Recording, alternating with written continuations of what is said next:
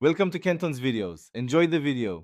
You begin by creating a new project set to 1920 by 1080 and 30 FPS. This establishes consistent scale and motion timing. Once created, import your video, PNG, and audio to the media bin so everything is ready in one place. Now, drag the main clip to the timeline and trim rough in and out points.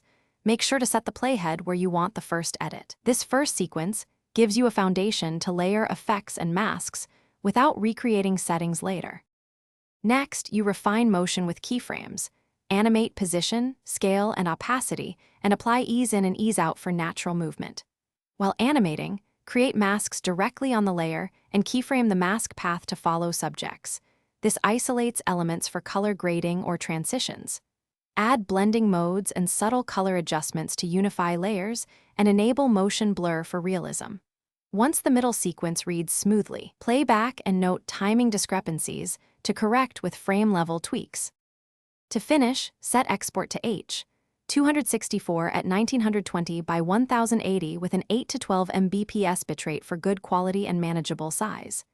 You should preview the full export on your phone to confirm audio sync, color fidelity, and absence of artifacts.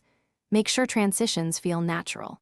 If you encounter stuttering or missing effects, clear the app cache, restart the iPhone, then re-export the specific clip. One reliable troubleshooting tip: isolate and export only the problematic layer to pinpoint the error quickly. Thanks for watching. Consider subscribing if we helped you.